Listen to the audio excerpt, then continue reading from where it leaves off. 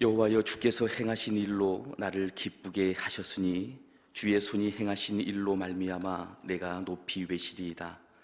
여호와여, 주께서 행하신 일이 어찌 그리 크신지요. 주의 생각이 매우 깊으시니이다. 주님, 이 예배를 통하여 주님께서 행하신 일들을 바라보게 하시고 주님의 행하신 크신 일로 기쁨을 누릴 수 있는 우리 모두가 될 수 있도록 은혜를 베풀어 주시옵소서. 예수님의 이름으로 기원합니다. 아멘.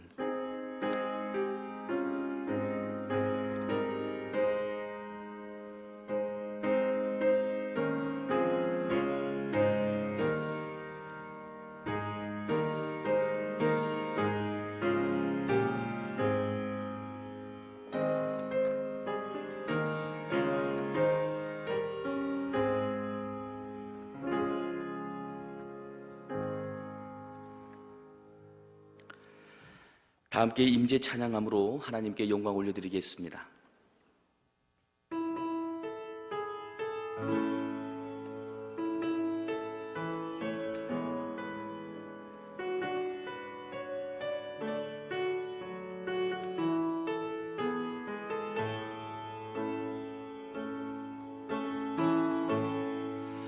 하늘의 문을 여소서, 이곳을 주목하소서. 주를 향한 노래가 꺼지지 않으니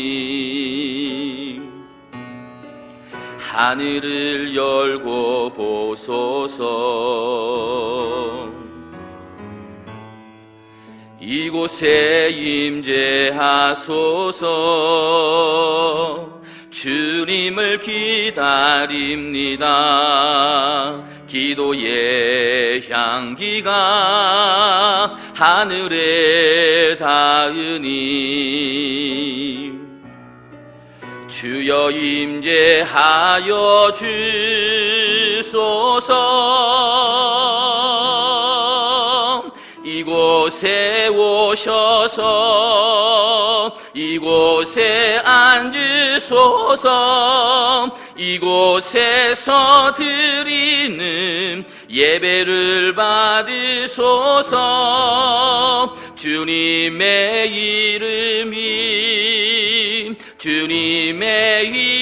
이름만이 오직 주의 이름만 이곳에 있습니다. 이곳에 오셔서 이곳에 앉으소서. 이곳에서 드리는 예배를 받으소서. 주님의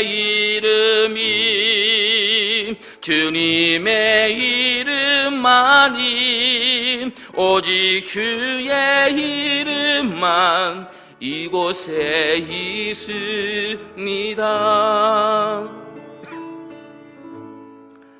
아멘. 찬송가 73장입니다. 찬송가 73장입니다.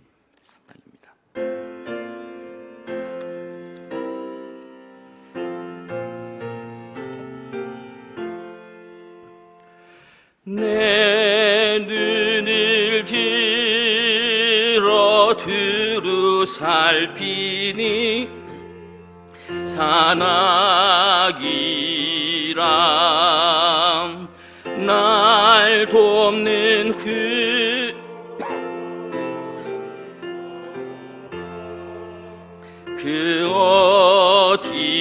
어디서 하늘과 땅을 지은 여호와 날 도와주심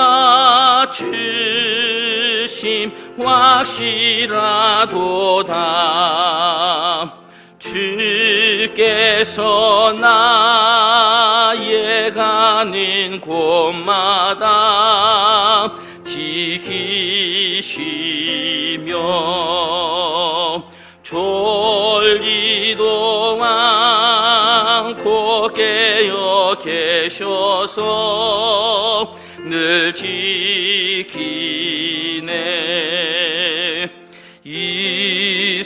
이스라엘을 지키시느니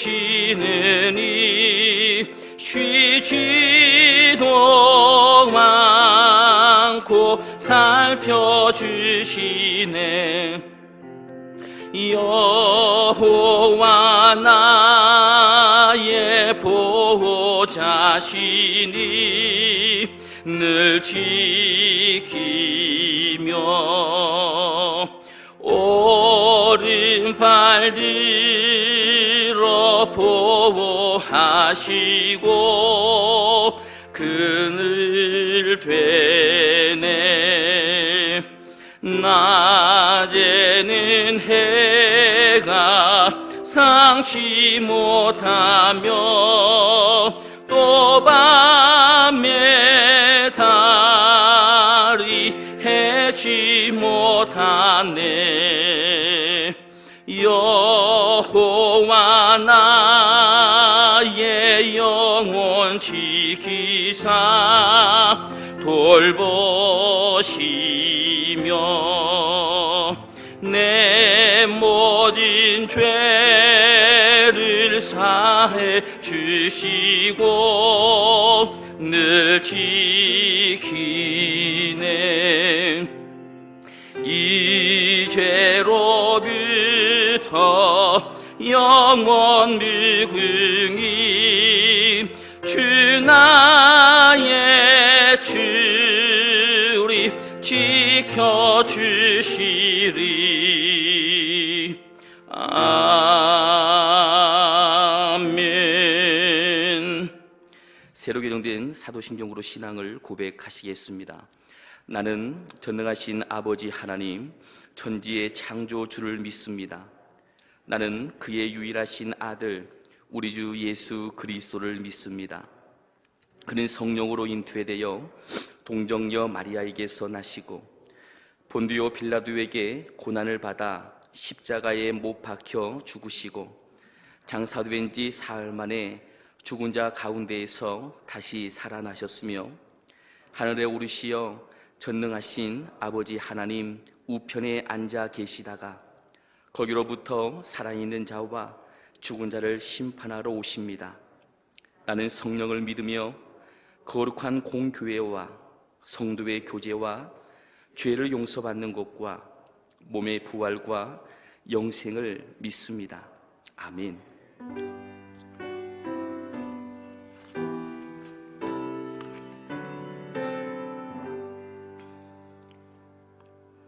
찬송가 64장으로 우리 하나님께 영광 올려드리겠습니다.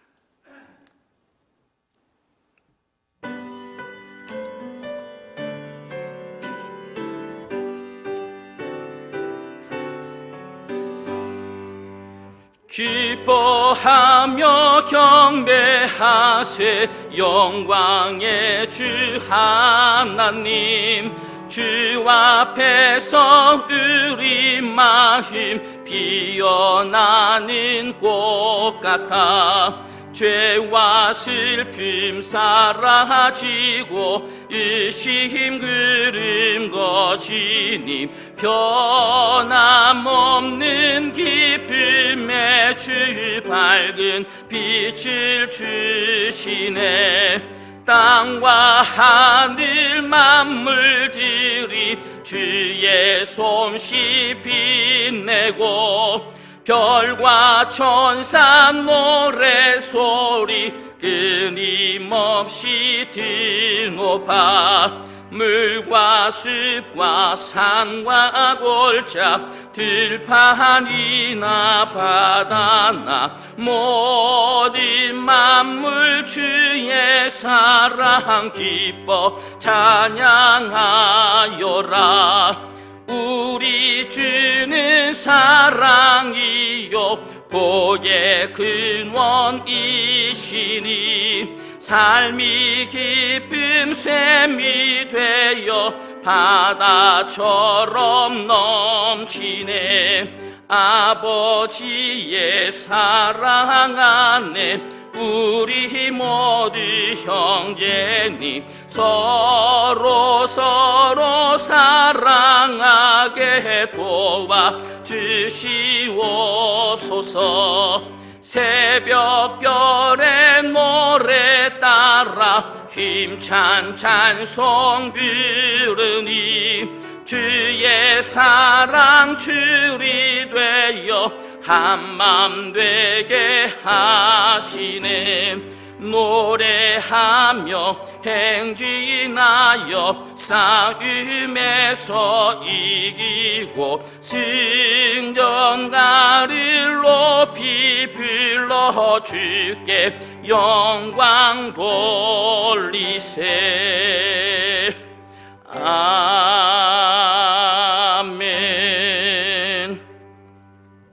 하나님께서 이 시간 우리에게 주시는 말씀은 사무엘상 15장에 있는 말씀입니다. 구약성경 사무엘상 15장 10절에서부터 19절에 있는 말씀입니다. 이 말씀 구약성경 432쪽에 있습니다. 기록된 하나님의 말씀입니다. 여호와의 말씀이 사무엘에게 임하니라. 이르시되 내가 사울을 왕으로 세운 것을 후회하노니 그가 돌이켜서 나를 따르지 아니하며 내 명령을 행하지 아니하였음이니라 하신지라. 사무엘이 근심하여 온 밤을 여호와께 부르짖으니라. 사무엘이 사울을 만나려고 아침에 일찍이 일어났더니 어떠한 사람이 사무엘에게 말하여 이르되 사울이 갈멜에 이르러 자기를 위하여 기념비를 세우고 바퀴를 돌려 길갈로 내려갔다 하는지라. 사무엘이 사울에게 이른즉 사울이 그에게 이르되 원하건대 당신은 여호와께 복을 받으소서. 내가 여호와의 명령을 행하였나이다 하니 사무엘이 이르되 그러면 내 귀에 들려오는 이 양의 소리와 내게 들리는 소의 소리는 어찌 됨이니까 하니라. 사울이 이르되 그것은 무리가 아말렉 사람에게서 끌어온 것인데 백성이 당신의 하나님 여호와께 제사하려 하여 양들과 소들 중에서 가장 좋은 것을 남김이요 그 외의 것은 우리가 진멸하였나이다 하는지라. 사무엘이 사울에게 이르되 가만히 계시옵소서. 간밤에 여호와께서 내게 이르신 것을 왕에게 말하리이다 하니 그가 이르되 말씀하소서. 사무엘이 이르되 왕이 스스로 작게 여길 그때에 이스라엘 지파의 머리가 되지 아니하셨나이까. 여호와께서 왕에게 기름을 부어 이스라엘 왕을 삼으시고 또 여호와께서 왕을 길로 보내시며 이르시기를 가서 죄인 아말렉 사람을 진멸하되 다 없어지기까지 치라 하셨거늘 어찌하여 왕이 여호와의 목소리를 청종하지 아니하고 탈취하기에만 급하여 여호와께서 악하게 여기시는 일을 행하였나이까.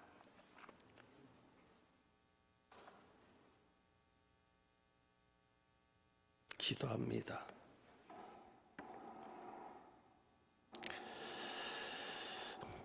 오늘도 말씀 앞에 섭니다. 하나님에게 듣는 자가 되게 하옵소서. 듣기만 하지 말고 순종하여 하나님께 기쁨이 되며 하나님의 뜻이 우리를 통하여 이루어지는 것을 보게 하옵소서. 오늘도 성령께서 온전히 주장하시기를 소망합니다. 우리 주님 예수 그리스도의 이름으로 기도하옵나이다. 아멘. 오늘 설교는 4월 6일 종려주일에 전해졌던 말씀과 이어지는 설교입니다. 4월 첫째 주 설교에서 여러분이 이렇게 말씀이 전해진 것을 기억하시는지 모르겠습니다. 이런 말을 했습니다. 죄를 말하는 종교는 기독교밖에 없습니다. 죄를 말하는 종교는 기독교밖에 없다는 말씀을 했습니다.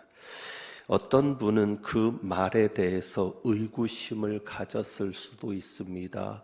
꼭 기독교만이 죄를 말하는 것은 아니지 않는가?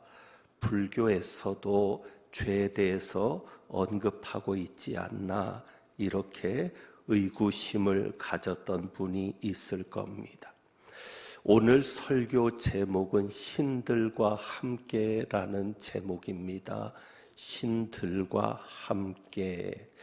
이 제목을 들은 분은 어떤 영화가 떠오를 것입니다. 2017년에 나왔던 영화인데 그 영화가 신과 함께라는 제목의 영화입니다. 영화의 내용은 그렇습니다. 저승법에 의해서 죽은 사람이 죽은 후에 49일 동안 7번의 재판을 거치는 이야기입니다.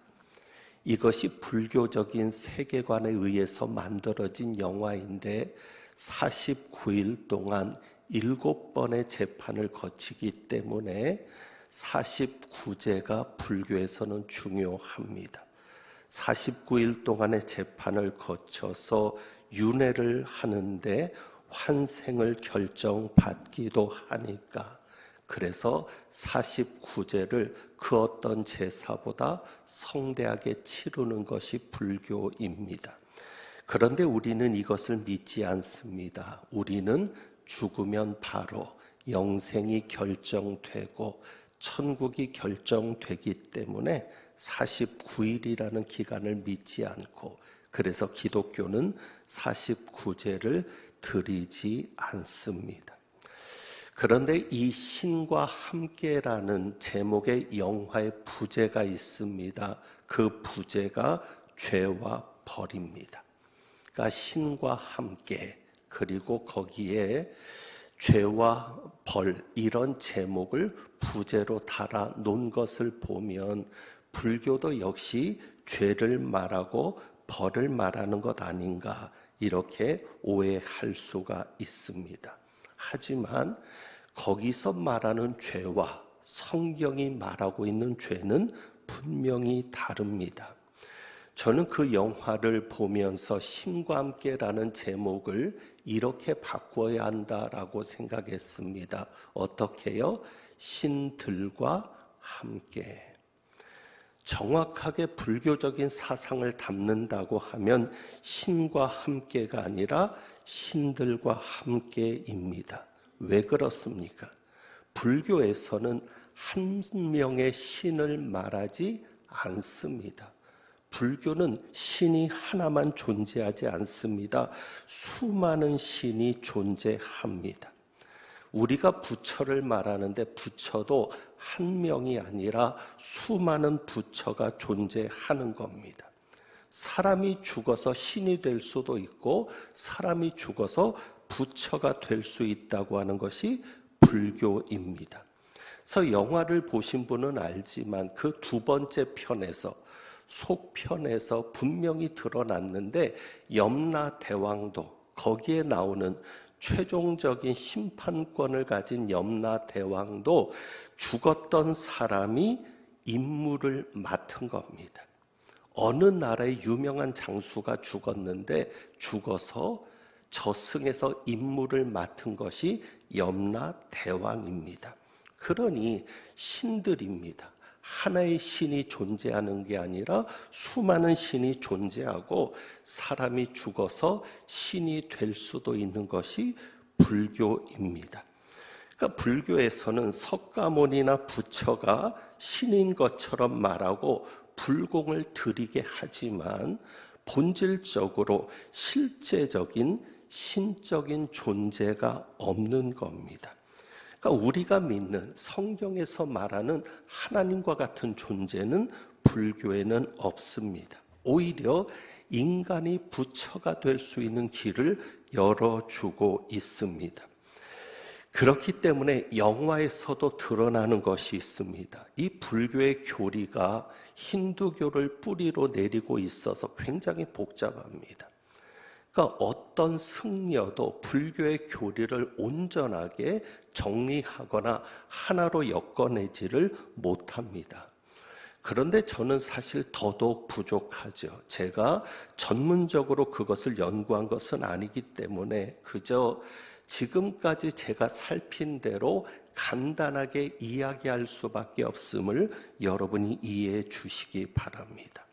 그래서 영화를 보신 분들은 한번 돌아보시면 그렇기 때문에 불교에서 말하는 죄는 사람에 대한 죄만 이야기합니다. 불교는 무엇이 없기 때문이에요? 신이 없기 때문에. 신적인 존재가 중요하지 않기 때문에 사실 불교가 다루는 죄는 신에게 짓는 죄가 아니라 인간에게 짓는 죄를 다룹니다. 영화에서 7개의 지옥이 나왔습니다. 그 7개의 지옥, 그러니까 죽은 사람이 7개의 지옥을 거치면서 심판 혹은 재판을 받는데, 그 재판을 받는 7개의 재판이 이것입니다. 살인, 나태, 거짓, 불의, 배신, 폭력, 그리고 마지막에 천륜입니다. 다시 한번 말씀드립니다. 살인, 나태, 거짓, 불의, 배신, 폭력, 천륜. 천륜을 어기는 것이죠.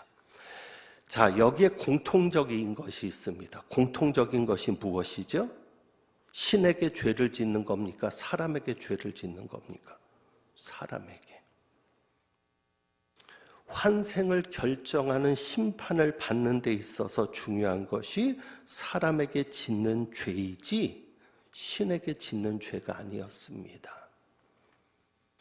하지만 하나님은 말씀을 통해, 성경을 통해 무엇을 말씀합니까? 죄의 시작을 어떻게 말씀하고 있습니까? 사람에게 죄를 지은 것이 인간의 최초의 죄입니까? 아닙니다. 하나님에게 짓는 것이 죄의 시작이었습니다. 우리가 정리하는 대로 하나님에게 불순종한 것이 죄입니다. 성경이 중요하게 말하고 있는 죄는 하나님에게 짓는 죄입니다. 인간에게 짓는 죄는 하나님에게 짓는 죄와 연결이 되어 있지, 하나님에게 짓는 죄를 무시하고 인간에게 짓는 죄를 중요하게 여기지 않습니다. 왜요? 하나님은 살아 계시기 때문입니다. 우리가 중요하게 섬겨야 될 분은 하나님이기 때문입니다. 그래서 우리가 정말 조심해야 될 것이 무엇입니까? 우리가 정말 조심해야 할 것이 무엇입니까? 하나님에게 죄를 짓는 겁니다. 그것을 조심해야 합니다. 왜요? 다시 한번 말씀드립니다. 하나님은 살아 계시기 때문입니다. 하나님은 살아계시니까. 오늘 사울왕을 통해서 하나님께서 이것을 보여주시는 겁니다. 사무엘상에서 2가지 사건을 살펴보려고 합니다. 하나는 사무엘상 13장입니다. 첫 번째 사건은 사무엘상 13장입니다. 한번 사무엘상 13장을 보죠. 사무엘상 13장 5절입니다.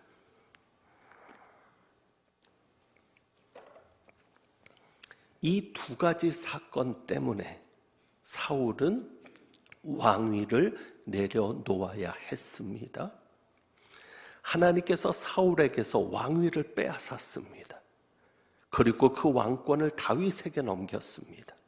그리고 사울은 전쟁터에서 죽임을 당하게 됩니다.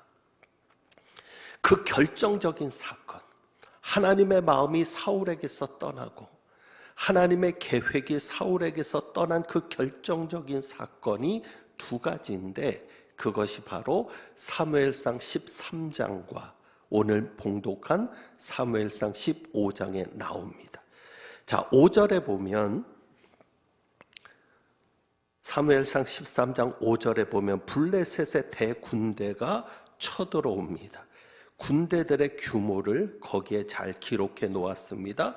병거가 3만이고 마병이 6천이고 백성은 해변에 모래같이 많더라. 블레셋에서 대군대가 쳐들어오니까 백성들이 흩어집니다. 그런데 8절에 보면 사울은 사무엘이 정한 기한대로 이레 동안을 기다렸으나, 사무엘이 기한을 정한 겁니다. 일주일 후에 내가 오겠다. 일주일 후에 와서 하나님 앞에 제사를 드리기로, 번제를 드리기로 그렇게 기간을 정한 겁니다. 그런데 사무엘이 오기로 한 일주일이 되는 동안에 백성이 사무엘에게서 흩어지는 겁니다. 그러자 일주일째, 7일째 사무엘이 오기로 된 그날 어떻게 합니까? 사울이 번제를 드리는 겁니다. 그것이 바로 9절과 10절입니다. 번제 드리기를 마치자 사무엘이 온지라. 자, 그러면 사무엘이 며칠째 온 거예요? 번제를 드리자마자 사무엘이 왔으니까 7일째 온 겁니다. 사무엘이 언제 오기로 했어요? 7일째 오기로 했잖아요. 사무엘이 그럼 약속을 지켰습니까? 안 지켰습니까? 지켰습니다. 그런데 사울은 6일은 잘 견뎠습니다. 6일은 잘 참았습니다. 점점 백성들이 흩어지기 시작합니다. 그러자 조급해지니까 사울이 자기가 대신 제사장이 드려야 될 제사를 사울이 대신 드린 겁니다. 그때 사무엘이 와서 책망을 하는 것이죠. 그 내용이 이제 12절에 보면 사울의 변명으로 드러납니다. 12절을 봅니다. 내가 이르기를 블레셋 사람들이 나를 치러 길갈로 내려오겠거늘 내가 여호와께 은혜를 간구하지 못하였다 하고 어떻게 하여 부득이하여 번제를 드렸나이다. 부득이하여 드렸다는 겁니다. 상황은 이해가 됩니다. 백성들은 흩어집니다. 블레셋의 대군대는 앞에 있는데 백성들이 그 모습을 보고 흩어집니다. 사무엘은 오지 않습니다. 그래서 사울이 말합니다. 내가 부득이해서 번제를 드렸다라고. 자, 여기에서 사울 왕이 사람에게 잘못한 것이 있습니까? 없습니까? 없습니다. 사람에게 잘못한 것은 없습니다. 오히려 우리가 그 상황이면 이해가 될 수도 있습니다. 망해가고 있는데 하나님이 조금이라도 더 빨리 와서 하나님이 조금이라도 더 빨리 역사해서 이 망한 것을 뒤집으시면 좋겠는데 전혀 움직이질 않는 겁니다. 그래도 사무엘이 7일을 약속했습니다. 그 사무엘이 7일을 약속한 것은 누가 약속한 겁니까?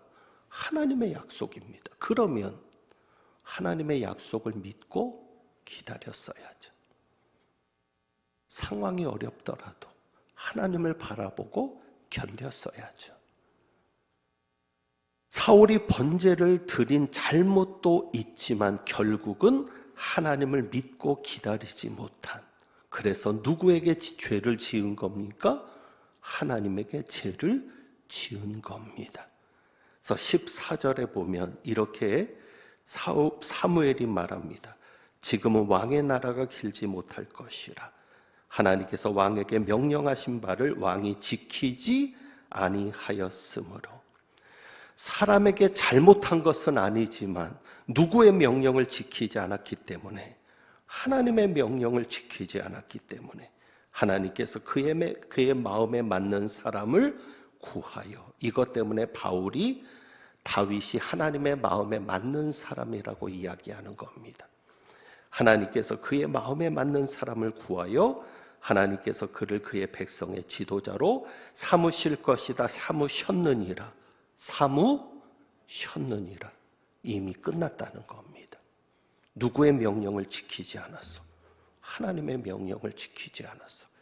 그러면 하나님의 마음에 맞는 사람은 누구예요? 사람에게 잘하는 사람이 아니라 어떤 사람이요? 하나님의 말씀에 순종하는 사람. 하나님의 말씀을 믿고 끝까지 기다릴 수 있는 사람. 상황이 아무리 어려워져도 하나님이 약속했으니까 그것을 믿고 기다릴 수 있는 사람. 바로 그것이죠. 사람에게 죄를 짓는 것을 문제 삼은 것이 아니라 하나님에게 죄를 짓는 것을 문제 삼고 있습니다. 자, 사무엘상 15장을 가서 봅니다. 오늘 읽은 본문이죠.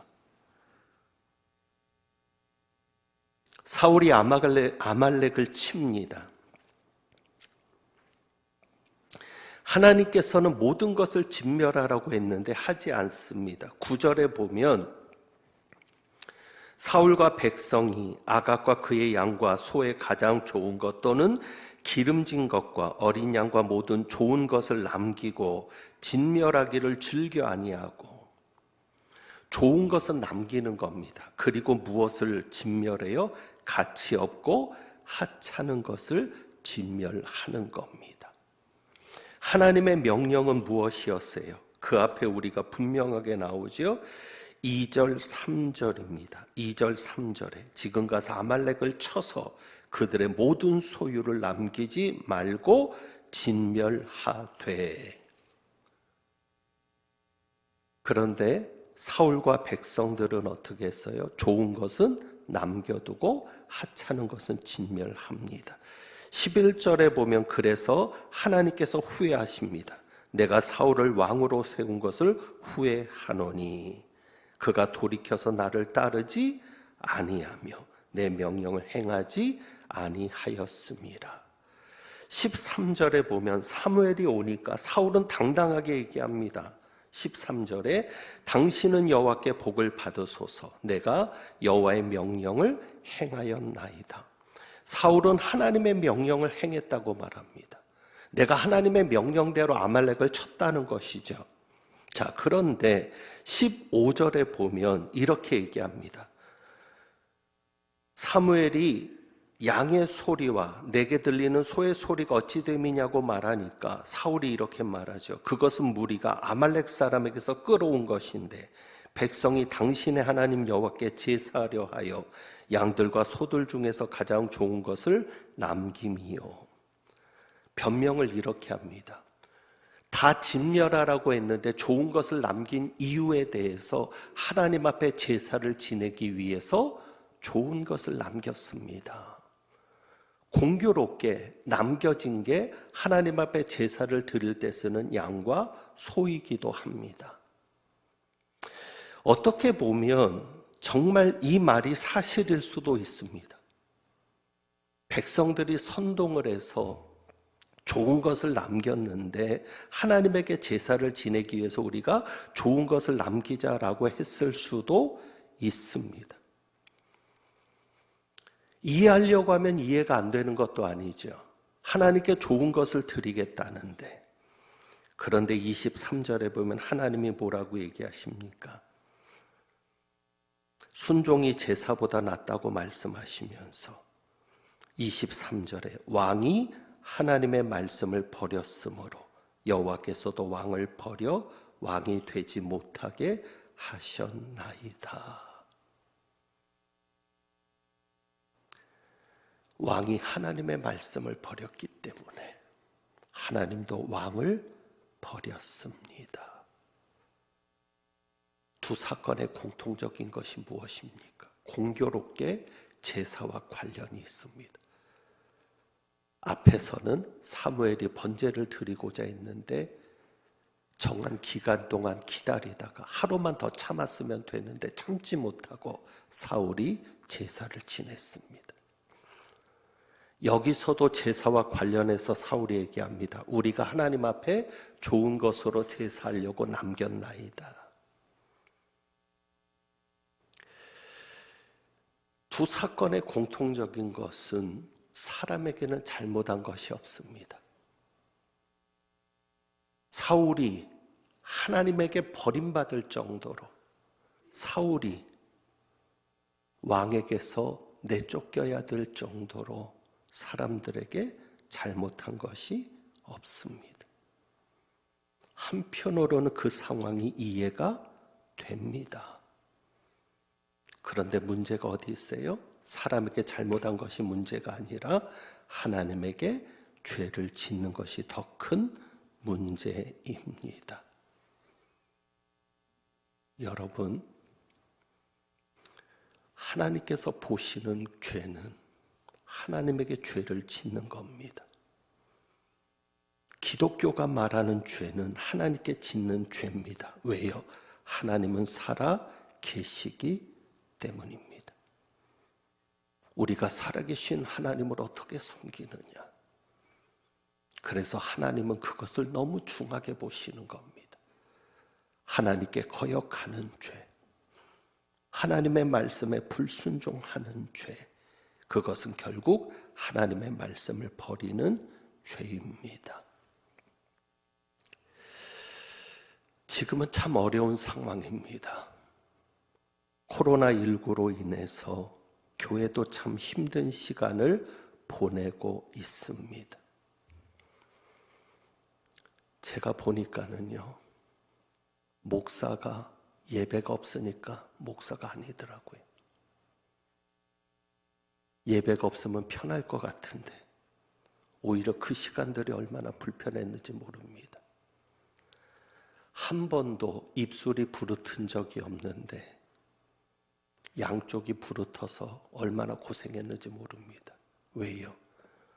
사실 아무것도 안 하지 않습니까? 병원 신방도 못합니다. 아예 병원에서 오지 못하게 합니다. 그냥 사무실에 앉아서 그리고 기도할 뿐입니다. 그런데도 더 힘듭니다. 교회는 교회대로 힘든 것이 재정적인 어려움도 커져갑니다. 여러분도 얼마나 힘드시겠습니까? 가게가 안 됩니다. 월급이 제때 들어오지 않습니다. 작은 사업장들은 힘들어합니다. 대기업도 어려운데 작은 영세업체들은 얼마나 힘들겠습니까? 그런데 이런 어려운 때 우리 교회 강단에서는 오히려 복음이 전해졌습니다. 사실 여러분은 이런 설교보다는 좀 위로도 받고 싶고 소망도 좀 생기는 그런 하나님의 약속이 주어지는 그런 설교였으면 여러분의 마음이 더 위로를 받고 힘을 얻었을지도 모릅니다. 그런데 말씀을 붙잡고 기도해 보면 오히려 하나님은 이럴 때일수록 본질로 돌아가게 하셨습니다. 여러분, 흔들릴 때는 흔들리지 않는 것을 붙잡아야 합니다. 상황은 이런데, 환경은 이런데 하나님은 오히려 복음으로 돌아가게 하셨습니다. 왜 그랬을까? 하나님이 복음으로 돌아가시게 하는 목적이 여기에 있었습니다. 다음 주에 좀 더 구체적으로 말씀을 드리겠는데 오늘 그저 한 가지만 여러분에게 던지고자 합니다. 그것은 하나님은 살아 계신다는 겁니다. 하나님이 살아 계시면 그것으로 되는 것 아닙니까? 하나님이 우리를 내버려 두시겠습니까? 하나님이 우리를 이대로 포기하시겠습니까? 하나님이 우리를 이대로, 한국교회를 이대로, 우리 가정을 이대로 포기하시겠습니까? 정말 우리가 하나님이 살아계심을 믿는다면 우리가 다시 한번 하나님을 바라보는 시간이 되어야 하지 않겠습니까?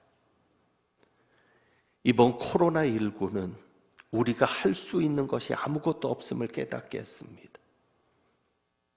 인간의 한계를 철저하게 경험하게 했습니다. 정말 인간은 아무것도 아니구나. 인간은 정말 유한한 존재고 죄인이구나. 인간은 정말 부족하구나. 그래서 하나님만 바라보게 하셨습니다.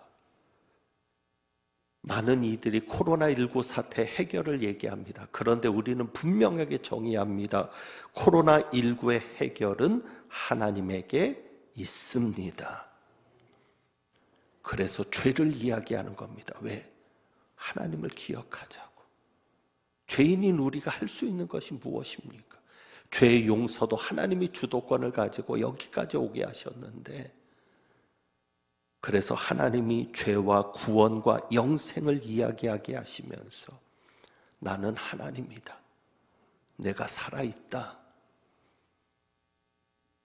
그리고 하나님께서는 우리가 하나님을 더 바라보기를 원하고, 이럴 때일수록 내가 하나님 앞에 죄를 짓고 사는 것은 아닌지, 내가 하나님께 죄 짓는 자는 아닌지를 돌아보면서 하나님과의 관계를 바로 하기를 하나님이 원하시기 때문입니다.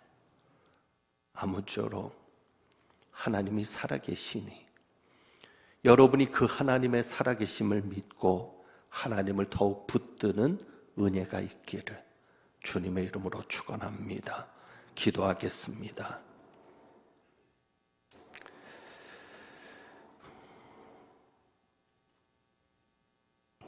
하나님 아버지께서 살아계시기에 오늘도 우리는 힘을 내봅니다.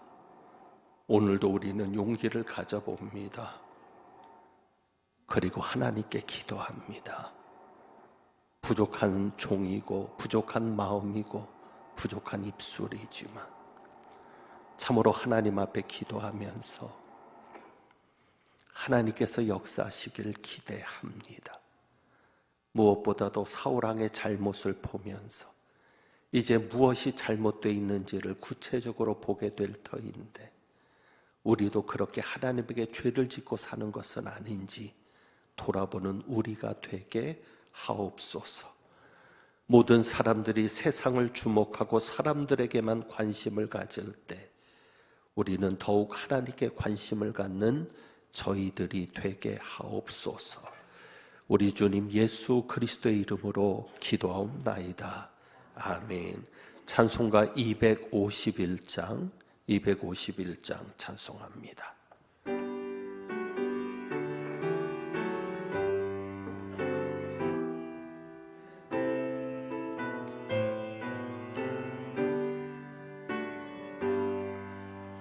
놀랍다 주님의 그 은혜 우리의 죄를 속하시려 갈보리 십자가 위에서 어린 양 보혈을 흘렸네.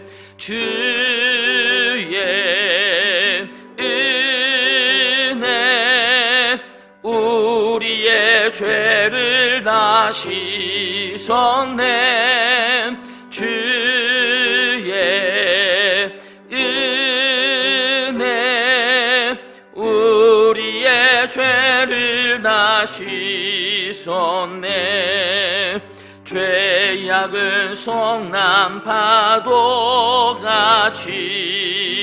우리 영혼을 위협하나 헤아릴 수 없는 주의 십자가에서 보이셨네. 주의 은혜 우리의 죄를 다 씻었네. 주의 은혜 우리의 죄를 다 씻었네. 죄악에 물든 영혼들을 주께서 피로 씻으시네. 지금도 흐르는 그 피에 눈보다 더 희게 씻으라. 주의 은혜 우리의 죄를 다 씻었네. 주의 은혜 우리의 죄를 다 씻었네. 피할 수 없는 그 은혜를 믿는 자에게 거저주네. 형제여 주 앞에 나와서 더 지체 말고 곧 받으라. 주의 은혜 우리의 죄를 다 하시소내 주의 은혜 우리의 죄를 나시소내.